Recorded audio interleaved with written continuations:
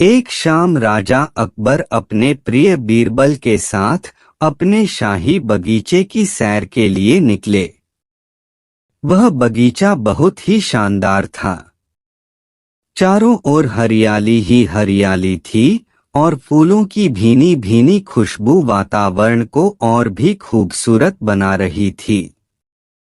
ऐसे में राजा को जाने क्या सूझा कि उन्होंने बीरबल से कहा, बीरबल, हमारा मन है कि इस हरे भरे बगीचे में हम हरे घोड़े में बैठकर घूमें। इसलिए मैं तुम्हें आदेश देता हूँ कि तुम 7 दिनों के अंदर हमारे लिए एक हरे घोड़े का इंतजाम करो।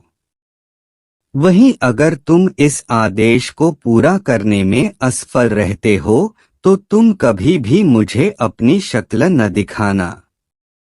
इस बात से राजा व बीरबल दोनों वाकिफ थे कि आज तक दुनिया में हरे रंग का घोड़ा नहीं हुआ है। फिर भी राजा चाहते थे कि बीरबल किसी बात में अपनी हार स्वीकार करें। इसी कारण उन्होंने बीरबल को ऐसा आदेश दिया। मगर बीरबल भी बहुत चालाक थे। वो भली भांति जानते थे कि राजा उनसे क्या चाहते हैं।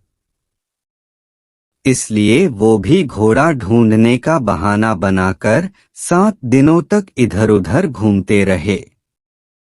8वें दिन बीरबल दरबार में राजा के सामने पहुंचे और बोले, महाराज, आपकी आज्ञा के अनुसार मैंने आपके लिए हरे घोड़े का इंतजाम कर लिया है, मगर उसके मालिक की 2 शर्तें हैं।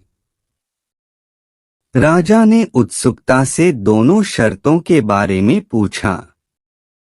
तब बीरबल ने जवाब दिया, पहली शर्त यह है कि उस हरे घोड़े को लाने के लिए आपको स्वयं जाना होगा। राजा इस शर्त के लिए तैयार हो गए। फिर उन्होंने दूसरी शर्त के बारे में पूछा।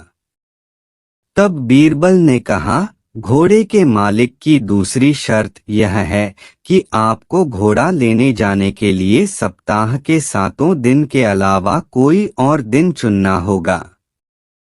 यह सुन राजा हैरानी से बीरबल की ओर देखने लगे। तब बीरबल ने बड़ी सहजता से जवाब दिया, महाराज, घोड़े का मालिक कहता है कि हरे रंग के खास घोड़े को लाने के लिए उसकी यह खास शर्तें तो माननी ही होंगी। राजा अकबर बीरबल की यह चतुराई भरी बात सुनकर खुश हो गए और मान गए कि बीरबल से उसकी हार मनवाना वाकई में बहुत मुश्किल काम है। कहानी से सीख। यह कहानी हमें यह सिखाती है कि सही सूझबूझ और समझदारी के साथ नामुमकिन लगने वाले काम को भी आसानी से किया जा सकता है।